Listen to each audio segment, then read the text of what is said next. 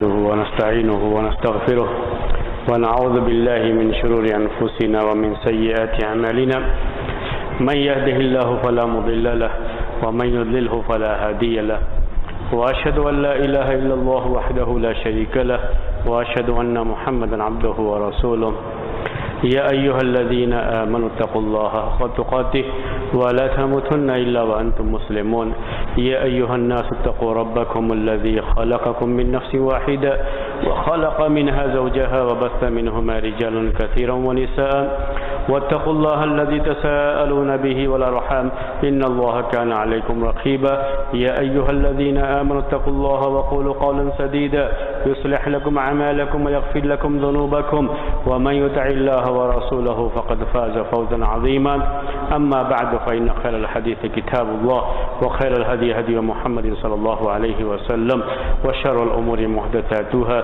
وكل محدثة بدعة وكل بدعة ضلالة وكل ضلالة في النار.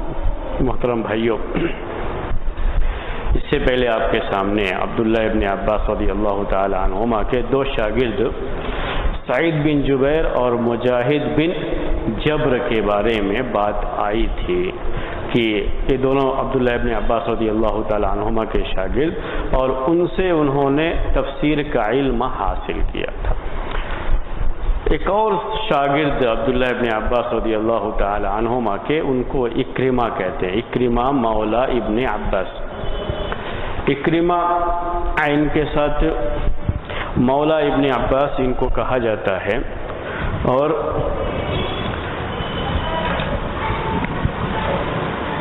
یہ ہیں اکرمہ مولا ابن عباس. عبداللہ ابن عباس کے یہ غلام تھے.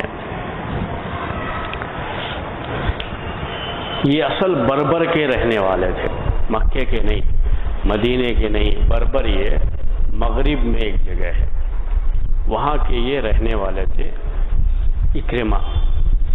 اور یہ عبداللہ ابن عباس رضی اللہ تعالی عنہما کے غلام تھے اور غلامی پہ باقی بھی تھے، یہاں تک کہ عبداللہ ابن عباس رضی اللہ تعالی عنہما کا انتقال ہو گیا اور یہ غلام ہی تھے. ہمیشہ عبداللہ ابن عباس رضی اللہ تعالی عنہما کے ساتھ رہتے تھے. ان کی وفات کے بعد ان کے بیٹے علی بن عبداللہ بن عباس نے، عبداللہ ابن عباس رضی اللہ تعالی عنہما کے بیٹے کا نام علی، انہوں نے اس کو بیچ دیا یزید بن معاویہ کے بیٹے سے.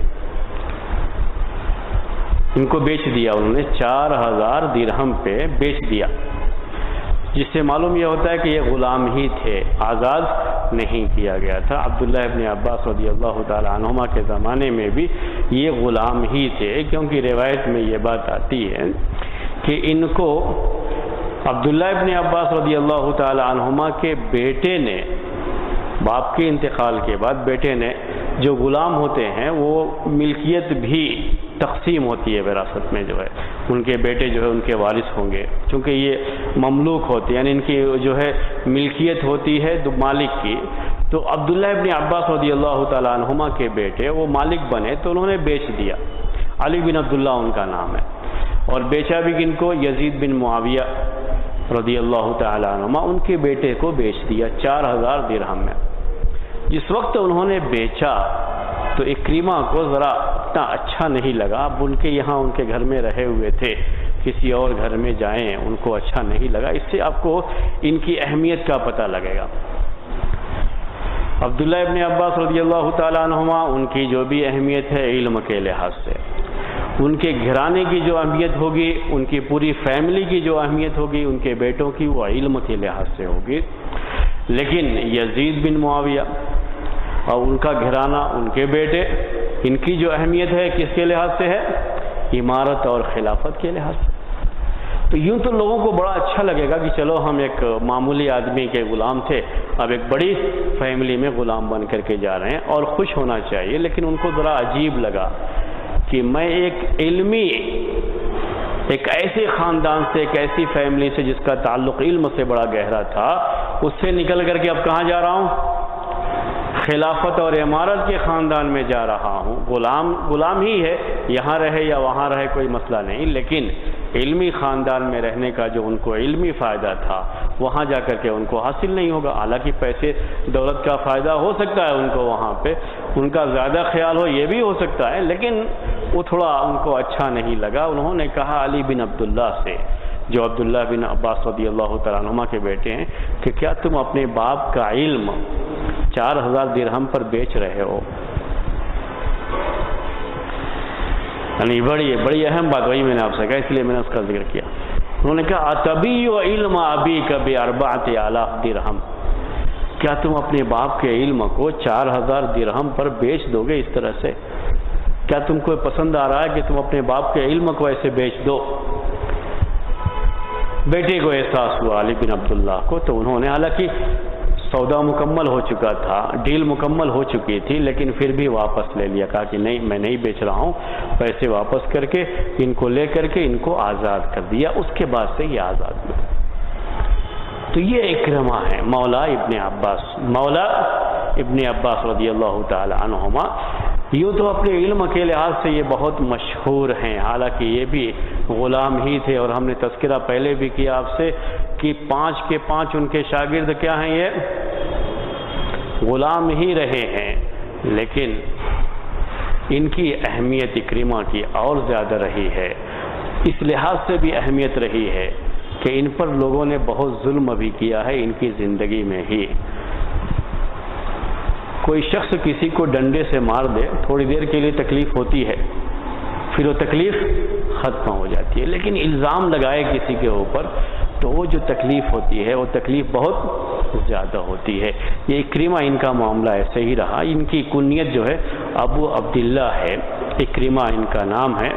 بربری ان کو کہا جاتا ہے، اس لیے کہ بربر جگہ ہے مغرب میں، وہاں کے یہ رہنے والے تھے.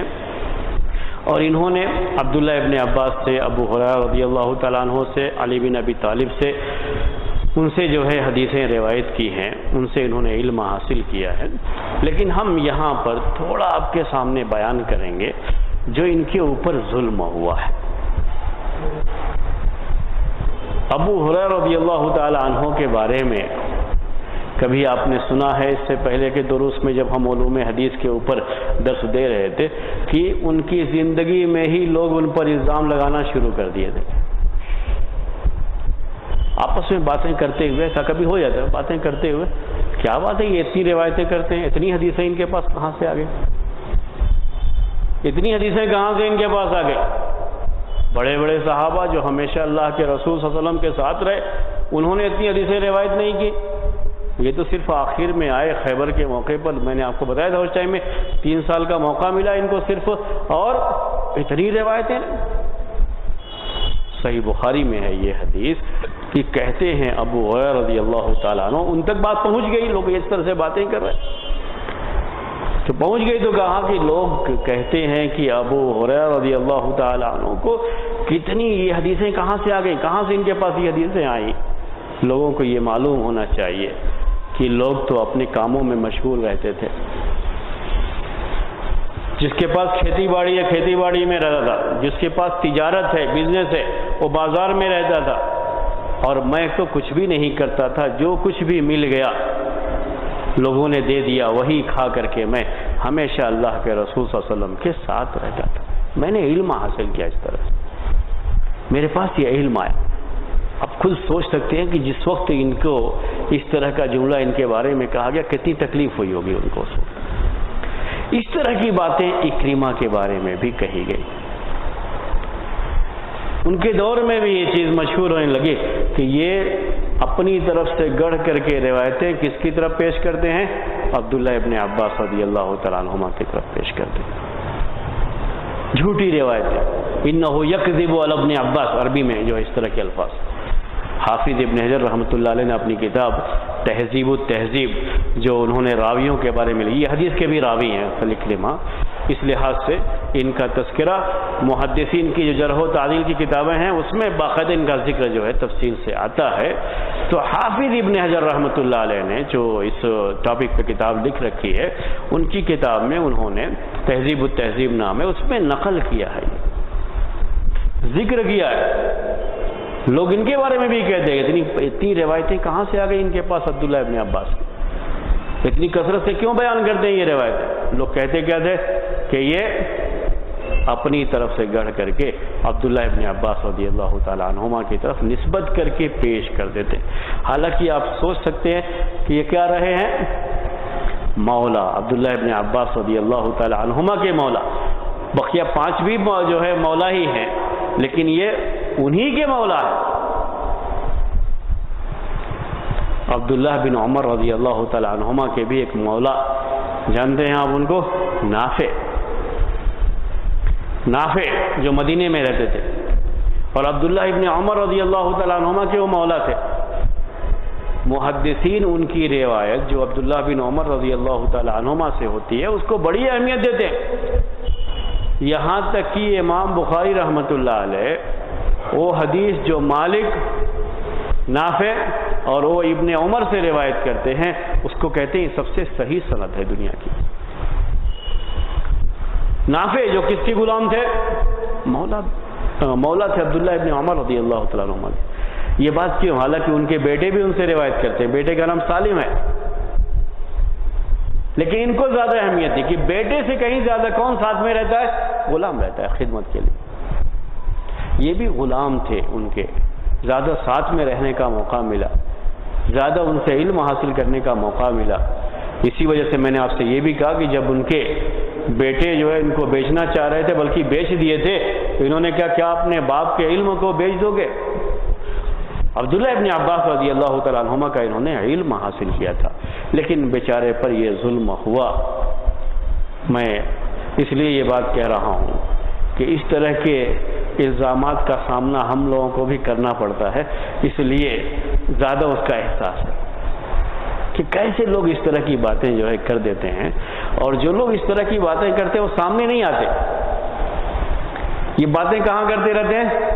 پیٹ پیچھے. کبھی بھی سامنے آ کے نہیں بات کرتے کہ جو ہے باقاعدہ کتاب میں جو نقل کیا ان کے بارے میں، ان کا قول بھی نقل کیا. اس لیے میں نے یہ بات پیش کی آپ کو کہ یہ کہ ان سے کہا گیا کہ آپ کے بارے میں لوگ یہ کہتے ہیں کہ آپ عبداللہ ابن عباس کی طرف جھوٹ اپنی طرف سے جو ہے روایتیں گڑھ کر کے پیش کر دیا کرتے ہیں، اسی لیے آپ کے پاس اتنی کثرت سے روایتیں آئیں.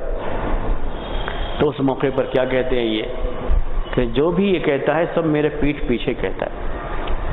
کوئی بھی آ کر کے میرے سامنے پیش کرے تو میں اس کو بتاؤں کہ میں نے کب سنا ہے یہ اور کہاں سے سنا ہے میں نے.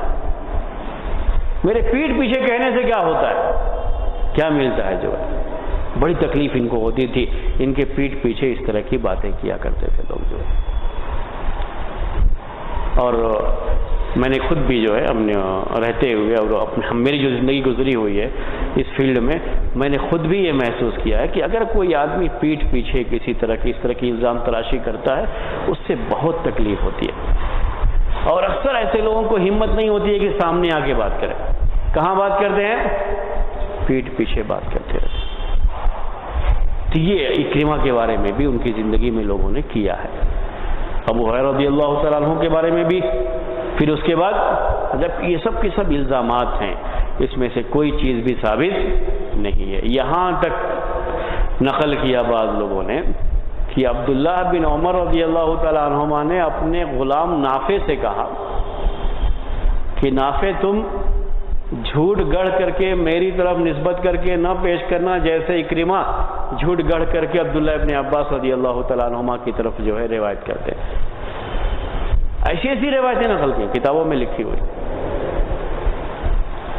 بالکل جھوٹی روایت ہے. یہ بھی کہیں بھی یہ نہیں، یہ سب چیزیں کہیں بھی ثابت نہیں، بالکل جھوٹی روایت. تو یہ چیزیں معلوم رہنا چاہیے ہم لوگوں کو، اس لیے میں اس کا ذکر کر رہا ہوں. کبھی بھی اچانک سامنے آ جائے کہ آپ تو بیان کر رہے تھے کہ اکرمہ یہ عبداللہ ابن عباس رضی اللہ تعالیٰ عنہما کے شاگرد اور بڑا ان کا اعتبار ہے تفسیر کے علم میں، 5 شاگردوں میں ان کا تذکرہ کیا اور ان کے بارے میں تو یہ لکھا گیا ہے کہ وہ جھوٹ گڑھ کر کے عبداللہ ابن عباس رضی اللہ تعالیٰ عنہما کی طرف پیش کرتے تھے. تو یہ روایتیں جو پیش کی جاتی ہیں اس میں سے کوئی بھی روایت ثابت نہیں، یہ بالکل جھوٹی روایت ہے. جو ابھی میں نے کہا عبداللہ ابن عمر رضی اللہ تعالیٰ عنہما نے کہا اپنے غلام نافع سے کہ نافع تم میری طرف جھوٹ گڑھ کر کے نسبت نہ کرنا جیسے اکرمہ عبداللہ ابن عباس پر جھوٹی نسبت کیا کرتے تھے. اس میں ایک راوی جو ہے بالکل متروک ہے محدثین کے یہاں، اس طرح کے ایک راوی سے یہ روایت ہے. یہ معاملہ ہے۔ سعید ابن مسیب مشہور تابعی ہیں، آپ جانتے ہیں ان کو، مدینے کے۔ سعید ابن مسیب کے تعلق سے لوگوں نے یہ بات نقل کی ہے کہ وہ جب ان سے کوئی پوچھتا قرآن کی کسی آیت کی تفسیر تو غصہ کر کے پوچھتے، کہتے کہ مجھ سے کیوں پوچھ رہے ہو، جاؤ اس سے پوچھو جس کا دعویٰ یہ ہے کہ اسے پوری تفسیر کا علم ہے، پورے قرآن کا علم ہے۔ اشارہ کس کی طرف ہوتا تھا؟ اکرمہ مولا ابن عباس کی طرف۔ ایسی باتیں لوگوں نے لکھی کہ یہ دعویٰ کرتے تھے کہ میرے پاس جو ہے ایسا علم ہے، یہ علم ہے، وہ علم ہے، اور اس زمانے کے لوگ اس کی وجہ سے ان پر طعنہ کستے تھے، ان پر جرح کرتے تھے کہ جو ہے ان کے اس طرح کے دعوے ہیں۔ باتیں اس طرح کی لوگ نقل کرتے رہے ہیں، کتابوں میں آپ کو مل جائیں گی، لیکن صحیح بات ان کے بارے میں یہ ایک مسئلہ ان کا اور بھی ہے کہ یہ خوارج میں سے تھے۔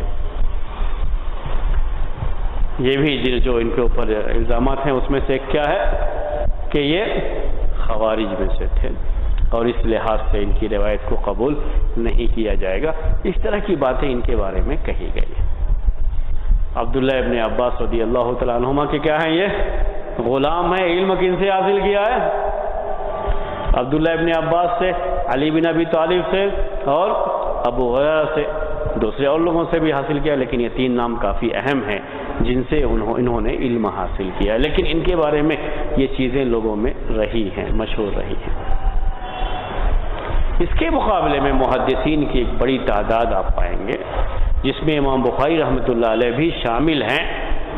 وہ ان کی توثیق کرتے ہیں، کہتے ہیں بالکل ثقہ تھے، ان کے اوپر اعتبار کیا جائے گا، ٹرسٹ کیا جائے گا، جو روایتیں وہ کرتے ہیں اس کو صحیح مانا جائے گا۔ عبداللہ ابن عباس رضی اللہ تعالیٰ عنہما کے غلام جن لوگوں نے ان کی توثیق کی ہے اس میں ایک اہم نام امام بخاری رحمۃ اللہ علیہ کا بھی، انہوں نے بڑا اعتماد کیا ان کی روایتوں پر، اور محدثین کی بڑی تعداد ہے جو بالکل ان کو ثقہ مانتے ہیں، قابل اعتبار مانتے ہیں، اور ہم اسی قول کی روشنی میں چلتے ہیں۔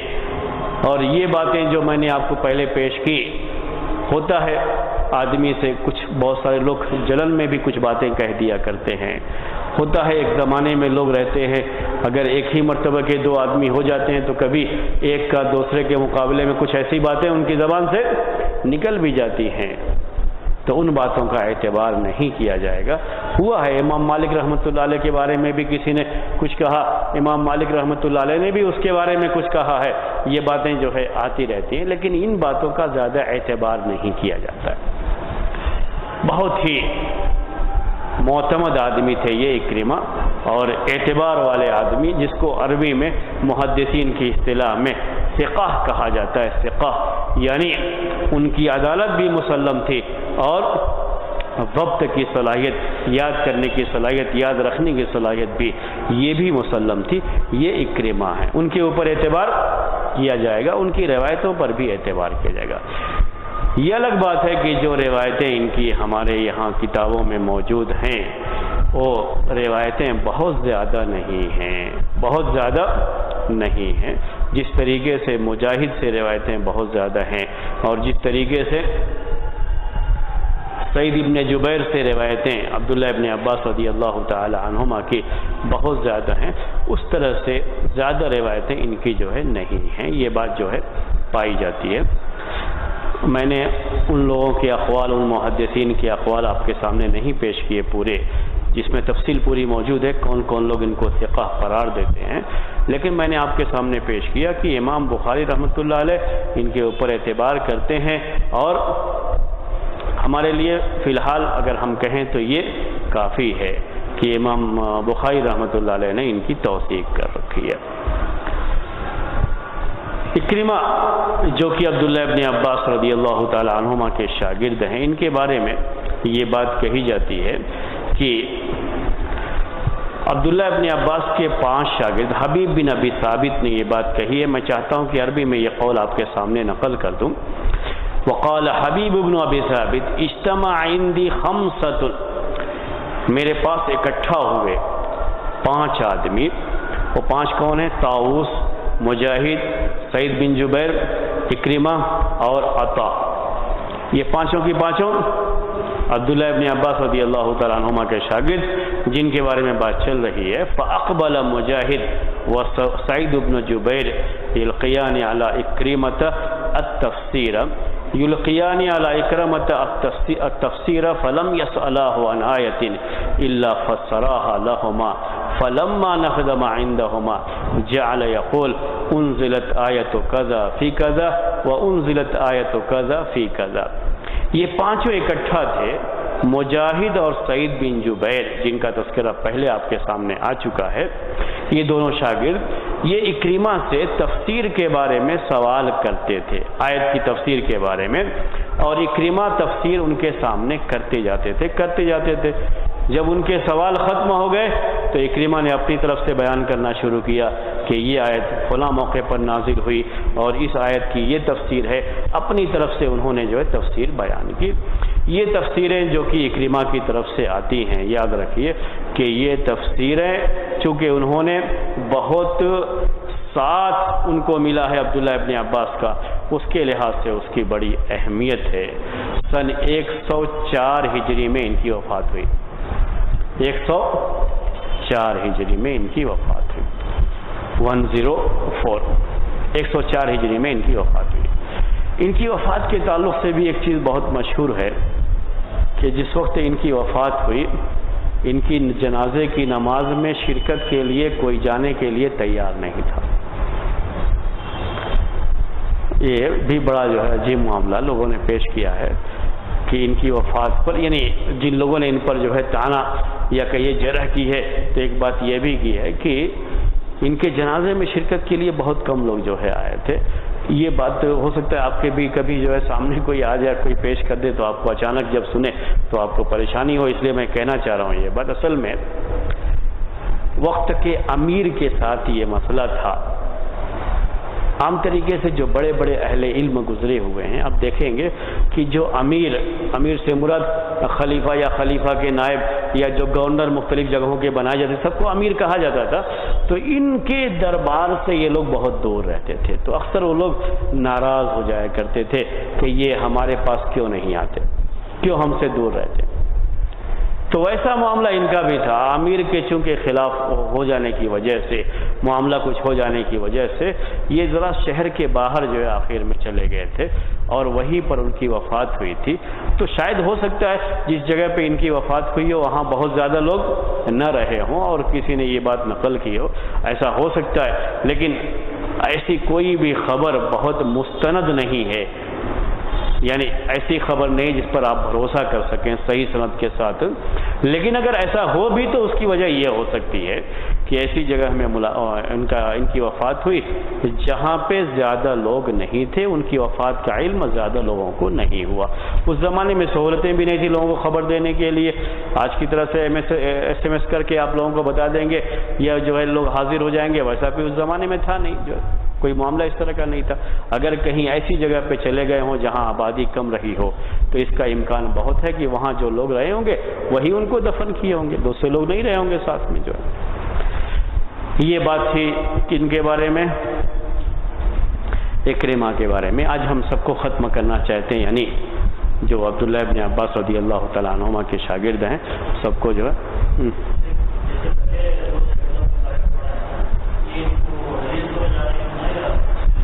ان کو حدیث کی روایت بھی یہ کثرت سے کرتے ہیں. اور حدیث کی روایت عبداللہ عبداللہ ابن عباس رضی اللہ تعالیٰ عنہما سے اور دوسروں سے بھی تفسیر کے ساتھ یہ حدیث کی بھی روایت کرتے ہیں. اسی لیے محدثین نے ان کا ذکر روات حدیث میں کیا ہے. اور وہ جرح کی بات جو میں نے کہی تھی، وہ جو محدثین کی کتابیں ہیں رجال کے بارے میں، علم الرجال جسے کہتے ہیں، انہی میں اس کا تذکرہ آیا. اصل میں یہ ہے ایک مسئلہ جو ہے بڑا اہم مسئلہ ہے یہ. تو اکرمہ یہ صحیح امام بخاری رحمۃ اللہ علیہ کے رجال میں سے کہے جاتے ہیں، یعنی جن پر امام بخاری رحمۃ اللہ علیہ نے بھروسہ کیا ہے اور روایت کیا اس میں سے یہ اکرمہ بھی ہے.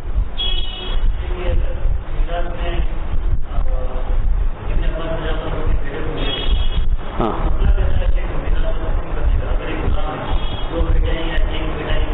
جی کبھی بھی جو میراث کی تقسیم کا معاملہ ہے یہ اسی پر یہ ڈیپینڈ ہوتا ہے کہ کیا کیا چیزیں ہیں میراث میں.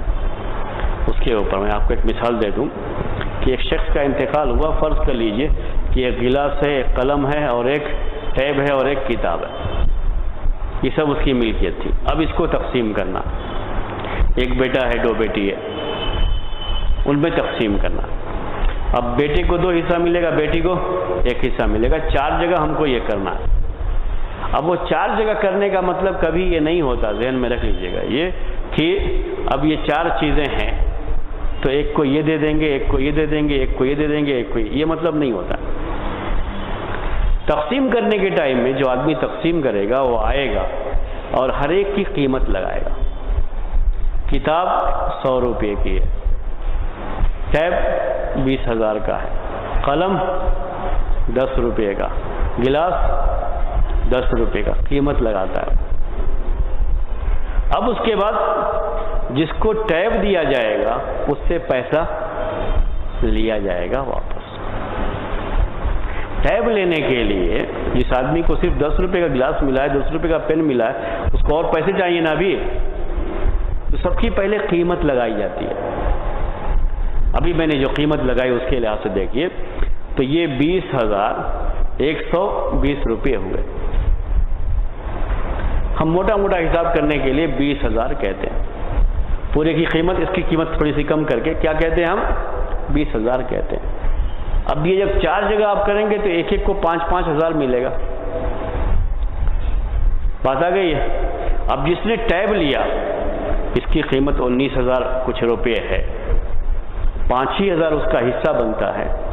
اب یہ 14,000 اور جو باقی رقم ہے اس کو دینا ہے ان کو جن کو یہ قلم اور گلاس ملا ہے. اسی لحاظ سے تاکہ ہر ایک کو کتنا ہو جائے؟ 5,000. جو بھی لے گا وہ دے گا. اگر یہ کہتے ہیں نہیں ہے میرے پاس نہیں ہے ابھی، تو پھر آپ نہ لیجئے، جس کے پاس ہے وہ لے کر کے وہ ان کو ادا کرے گا.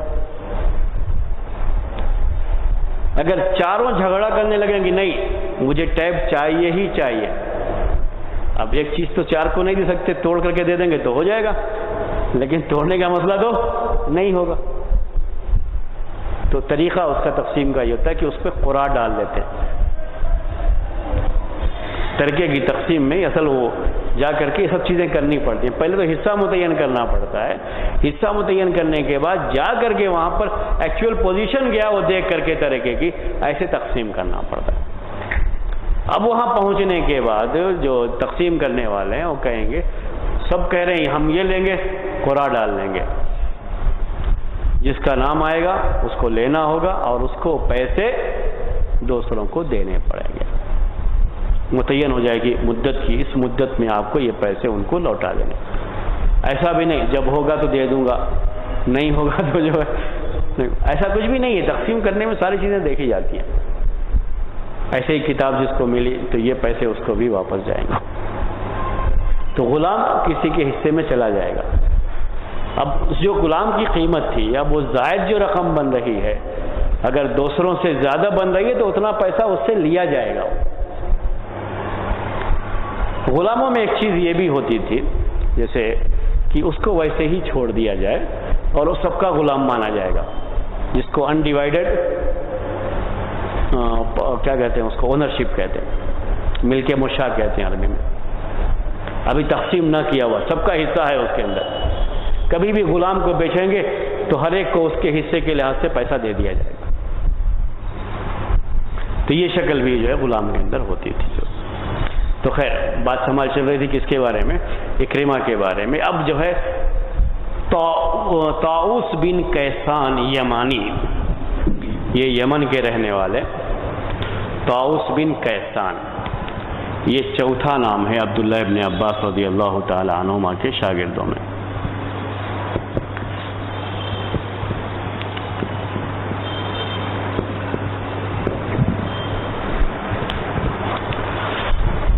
آج یہ باتیں انشاءاللہ ہم مکمل کر لیں گے تاکہ زیادہ اس میں حصہ وقت نہ لگے. یہ بھی مولا تھے.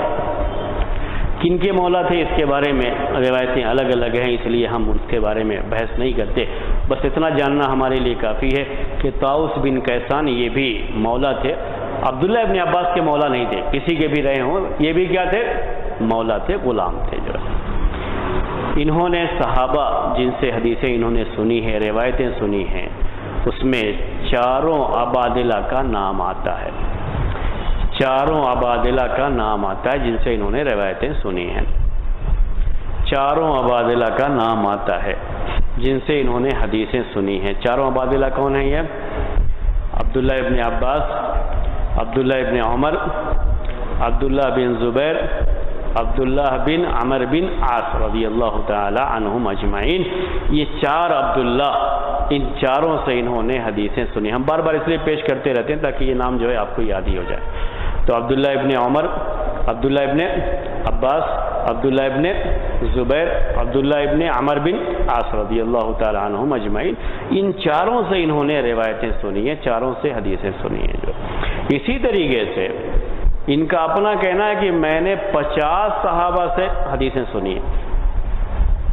اس سے ان کی اہمیت کا اندازہ ہوتا ہے کہ کتنے صحابہ سے ان کی ملاقات رہی ہے۔ یہ طاؤس بن کیسان ہیں، اور ان کے بارے میں یہ ہے کہ یہ اللہ کی کتاب یعنی قرآن کے تعلق سے ان کا علم کافی لوگوں میں کافی قابل اعتماد جو ہے یہ علم مانا جاتا تھا۔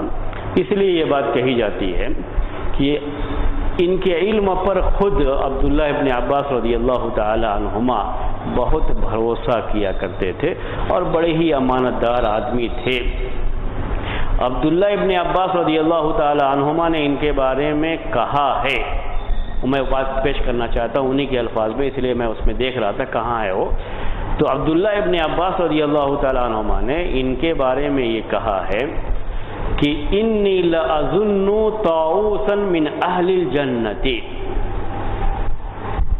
انی لأظن طاؤوسا من اہل الجنت، بڑے متقی پرہیزگار تھے۔ تو عبداللہ ابن عباس رضی اللہ تعالی عنہما کی یہ شہادت ان کے بارے میں، ان کا یہ کہنا کہ میں ان کو ایک جنتی آدمی سمجھتا ہوں، جنتیوں میں سے ہوں گے یہ، کسی کو یقین کے ساتھ ہم نہیں بول سکتے، لیکن ہم یہ تو کہہ سکتے ہیں کہ ہاں ہم نے جیسا دیکھا ہے بہت نیک آدمی تھے، اس کے لحاظ سے ہم کہتے ہیں کہ وہ جنتی ہوں گے۔ عبداللہ ابن عباس رضی اللہ تعالی عنہما نے ان کے بارے میں یہ بات کہی ہے۔ اسی طریقے سے ایک تابعی وقال فیہ عمر بن دینار ما رأیت احدا مثل طاؤس، کہ طاؤس جیسا میں نے کسی کو نہیں دیکھا ہے، یہ عمر بن دینار کہتے ہیں۔ اور اصحاب کتب ستہ یعنی امام بخاری، امام مسلم، امام ابو داؤد، امام ترمذی، امام نسائی اور امام ابن ماجہ سب نے ان کی حدیثیں اپنی کتابوں میں ذکر کی ہیں، اور یہاں تک کہا جاتا تھا کہ یہ مستجاب الدعوات تھے، یعنی دعائیں کرتے تھے اور دعائیں قبول ہوتی تھی، نیک آدمی تھے۔ اتنی بات تو سمجھ میں آتی ہے، جو کچھ بھی ابھی میں نے باتیں آپ کے سامنے پیش کی۔ ان کے بارے میں یہ بھی آتا ہے کہ 40 مرتبہ انہوں نے حج کیا ہے۔ کتنی مرتبہ؟ 40 مرتبہ حج کیا ہے، یہ بھی ذکر کیا گیا ہے۔ اور آپ یہ تو جانتے ہی ہیں کہ اگر ایک ہی مرتبہ آدمی حج کر کے آ جائے اور اچھی طریقے سے حج مبرور جسے کہتے ہیں، مقبول حج، تو لیس لہ جزاء الا الجنہ، اس کا بدلہ کیا ہے؟ جنت ہے۔ اور یہ بھی کہا اللہ کے رسول صلی اللہ علیہ وسلم نے کہ ایسے لوٹتا ہے جیسے ابھی اپنی ماں کی پیٹ سے پیدا ہوا ہو، اتنے گناہ اس سے معاف ہو جاتے ہیں اگر ہوئے بھی ہوں گناہ تو جو ہے۔ تو یہ طاؤس 40 مرتبہ انہوں نے حج کیا ہے۔ مکے میں رہنے والوں کے لیے ویسے بھی حج کرنا بہت آسان ہوتا ہے دوسری جگہوں سے آنے والوں کے مقابلے میں۔ مکے کا ہی سارا معاملہ ہے، آپ جانتے ہیں کہ عبداللہ ابن عباس رضی اللہ تعالیٰ عنہ مکے میں تھے، اور اس کے لحاظ سے یہ ان کے شاگرد ہیں، وہاں رہتے تھے۔ لیکن حج نماز آپ بول سکتے ہیں کہ نماز دن بھر میں 5 وقت ہوتی ہے، حج سال میں ایک ہی مرتبہ ہوگا۔ تو کتنے سال ان کے ساتھ رہے مکے میں اور کتنے سال باہر سے آئے، 40 مرتبہ بہرحال حج کرنا یہ ایک اہم کام تو کہلائے گا۔ 40 مرتبہ انہوں نے حج کیا ہے۔ مکے میں رہنے والے بھی ابھی اتنی مرتبہ حج نہیں کرتے۔ آج کے اس زمانے میں کوئی آدمی آپ کو ایسا نہیں ملے گا، الا کہ آدمی اسی میں کام کرتا ہو تو بات دوسری ہے، لیکن حج کی نیت سے، حج کے ارادے سے ہی جا کر کے حج کرنا، کام سے کوئی تعلق نہیں ہے۔ آپ کو ایسا آدمی نہیں ملے گا جو 40 مرتبہ حج کیا ہو۔ اس کی وجہ ہے کہ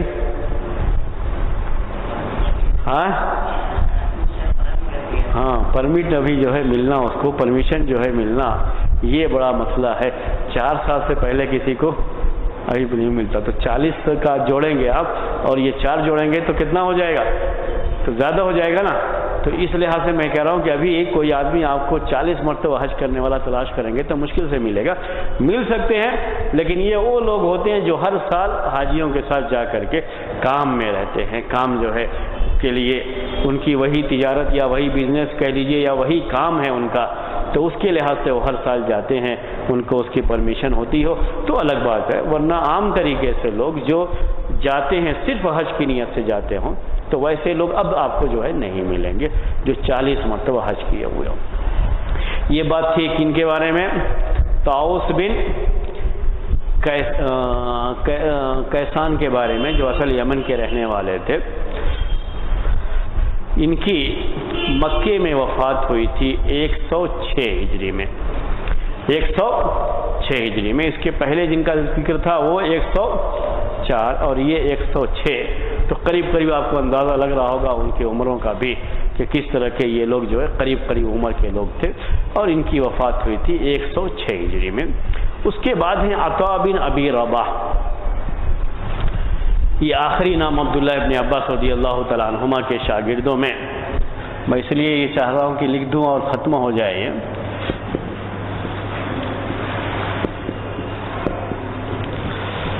کیونکہ ابھی دوسرا درس ہم شروع کرنے سے پہلے چاہیں گے کہ یہ ختم ہو جائے، آج یہ پوری بات ہو جائے۔ جو بھی عبداللہ ابن عباس رضی اللہ تعالیٰ عنہما کے شاگرد رہے ان کا ذکر کرنے کے بعد ایک عام بات تابعین کی تفسیر کے تعلق سے انشاءاللہ باتیں آپ کے سامنے جو ہے پیش کریں گے، یا اس کے بعد جب مدینے اور جو ہے کوفے کے لوگوں کا بھی ذکر کر لیں گے تو انشاءاللہ کریں گے۔ یہ عطا بن ابی رباح، یہ بھی عبداللہ ابن عباس رضی اللہ تعالیٰ عنہما کے شاگردوں میں سے، ابو محمد ان کی کنیت ہے، اور یہ بھی مولا تھے، قریش کے مولا تھے، اس لیے ان کو کہا جاتا ہے القرشی مولاہم۔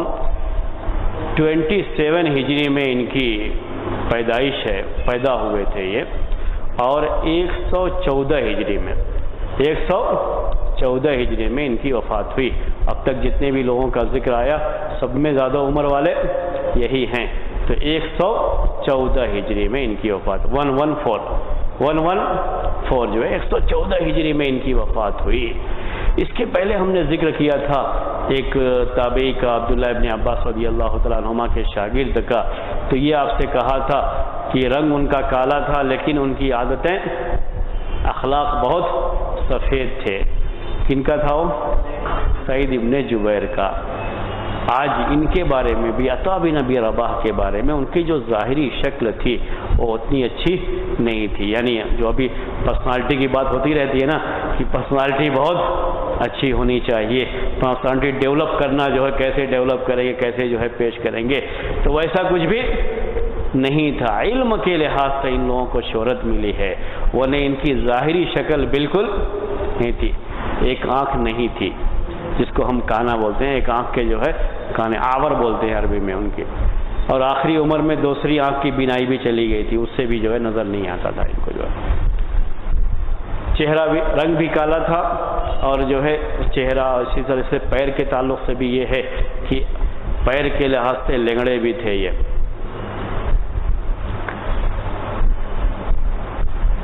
لنگڑے بھی تھے، جس کو عربی میں آرج کہتے ہیں، ایک پیر کے معذور، ایک آنکھ کے بھی معذور تھے، رنگ کالا تھا، چہرہ جو ہے دیکھنے میں اچھا نہیں لگتا تھا۔ یہ ساری چیزیں تھیں ظاہری شکل و صورت کے لحاظ سے، لیکن عبداللہ ابن عباس رضی اللہ تعالیٰ عنہما کے شاگردوں میں یہ بھی بہت مشہور نام ہے عطا بن ابی رباح کا۔ آپ دیکھیں گے جو کتابیں ہیں جس میں تابعین کے اقوال نقل کے، صرف تفسیر کی بات نہیں ہے، حدیث بھی روایت کرتے ہیں، فقہ میں بھی ان کے اقوال ملتے رہتے ہیں، مسائل کے تعلق سے امام بخاری رحمۃ اللہ علیہ ان کے اقوال اپنے صحیح بخاری میں بھی نقل کرتے رہتے ہیں۔ یہ عطا ہے، علم کے لحاظ سے بڑی شہرت ہے، لیکن ظاہری شکل و صورت بہت اچھی نہیں تھی۔ یہ مسئلہ کن کا ہے؟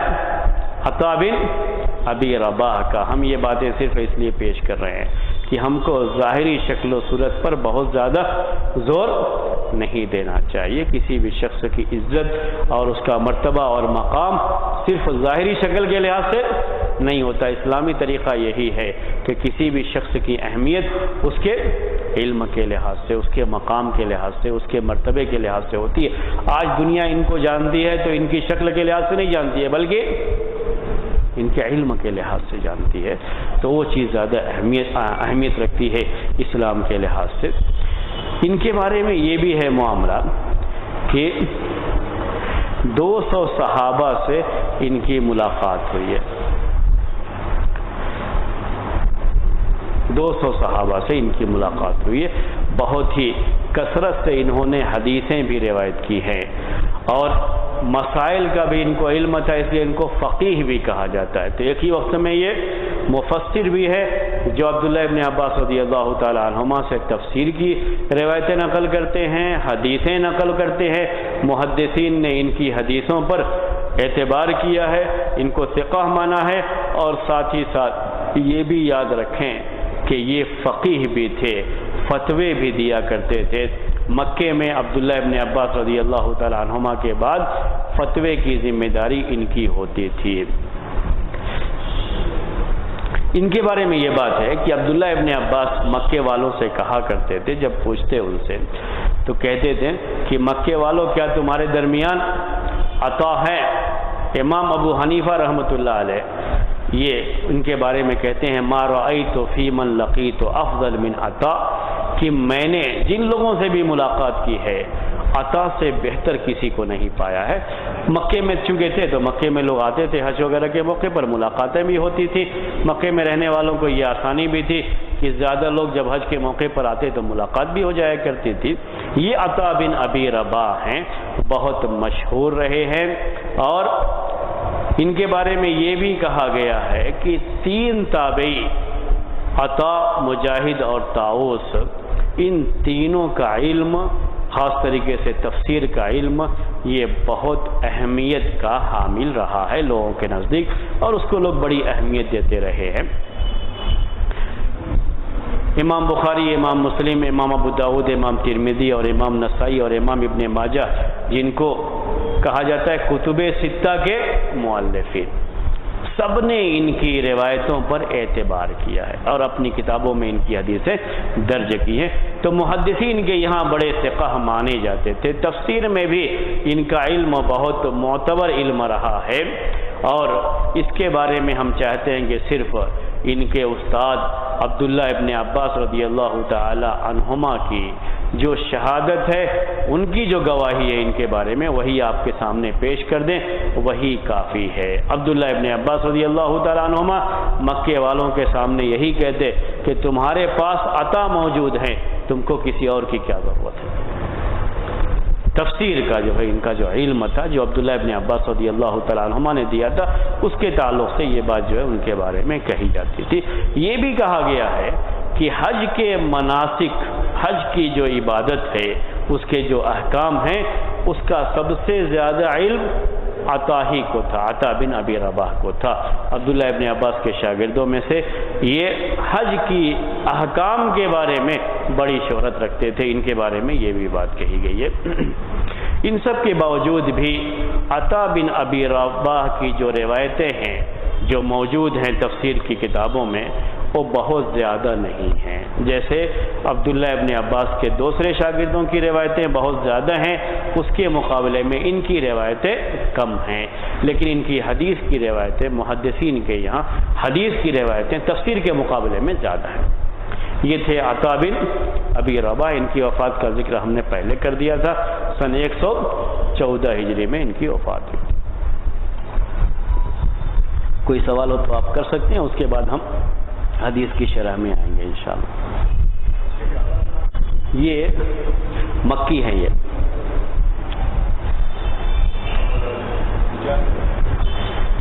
مجاہد کا مجھے یاد نہیں رہا کہ جو ہے مجاہد کا کہاں گئے تھے، ذہن میں نہیں ابھی میرے۔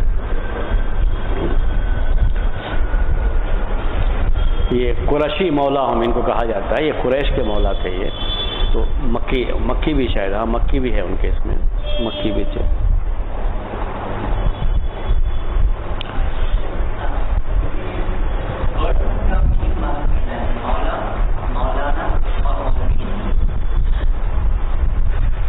سب سے پہلے مولا اور مولانا دونوں ایک ہی معنی ہے۔ مولا کے عربی زبان میں کئی معنی آتے ہیں۔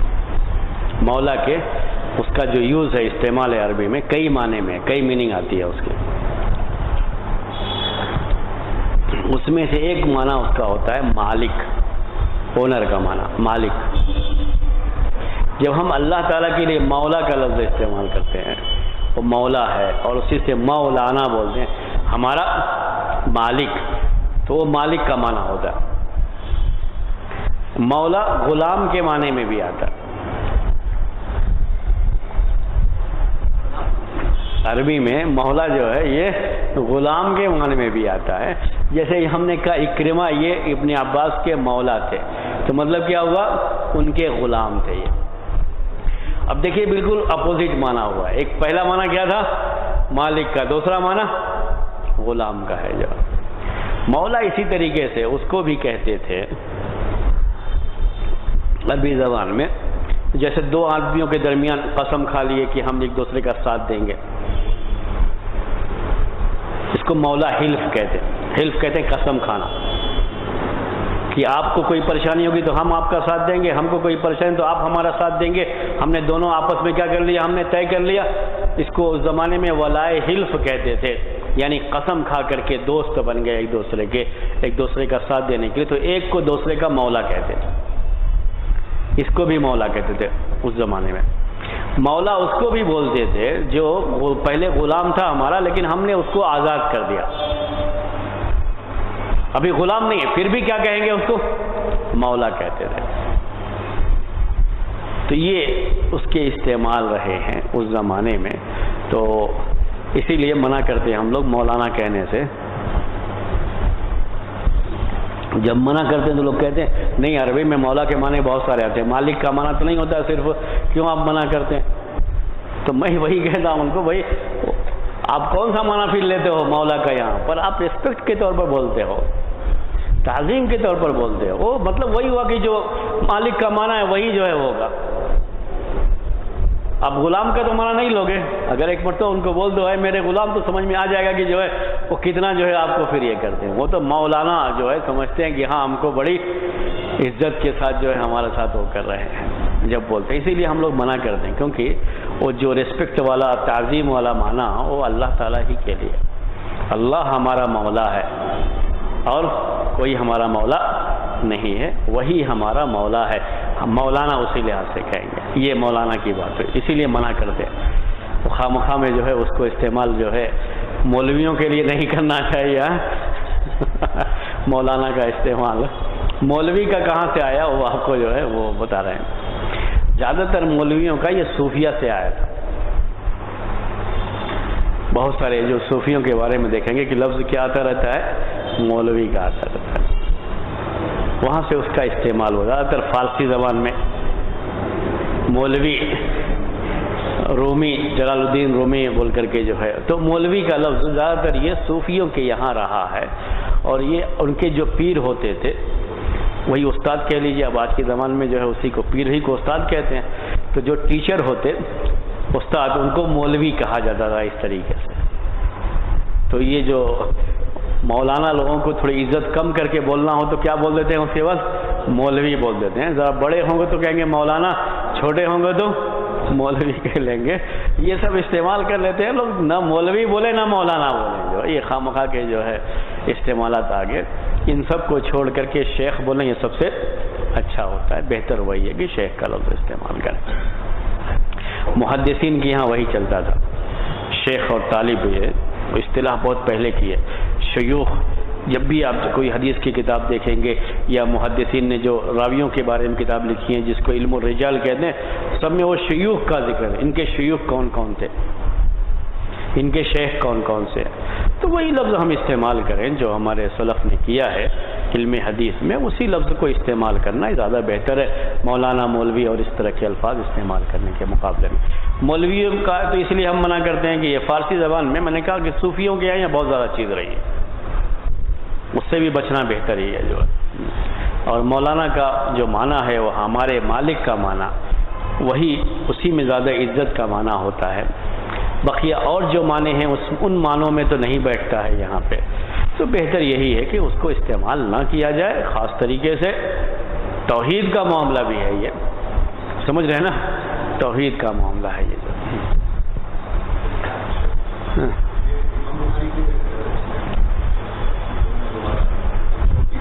جی ہاں ہاں، وہ ایک مسئلہ، وہ مولا ایک اور بھی ہوتا تھا، مولا جو ہے وہ جس کے ہاتھ پر اسلام قبول کرتے تھے اس کو بھی مولا بولتے تھے۔ تو امام بخاری والا جو آپ نے کہا تو وہ وہی ہے، اسلام قبول کرنے والا ہے۔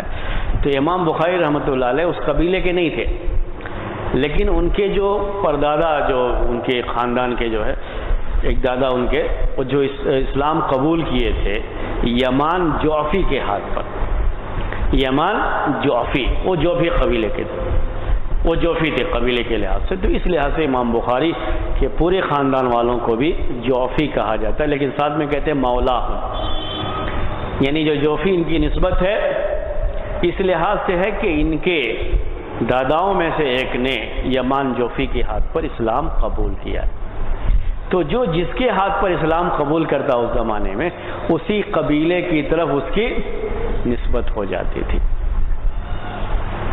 ورنہ پہلے سے تو ان کا کوئی قبیلہ نہیں ہوتا تھا، یعنی ان کا اپنا جو قبیلہ، ان کے یہاں یہ چیز رواج میں نہیں رہی ہے، یہ قبیلے اور خاندان کا جو لحاظ ہوتا تھا، نسب کا زیادہ اہتمام ہوتا تھا، یہ مسلمانوں کے یہاں زیادہ رہا،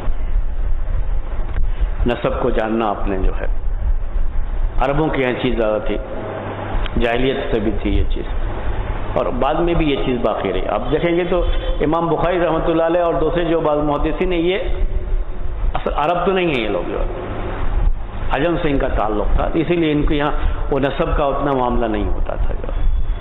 تو عربوں کے جو قبائل تھے، جس قبیلے کے ہاتھ پہ اسلام قبول کیے اسی قبیلے کی طرف نسبت کر دی گئی، جعفی ان کو کہا گیا جو۔ ہاں، تو یہ کہا جا رہا تھا آپ کو کہ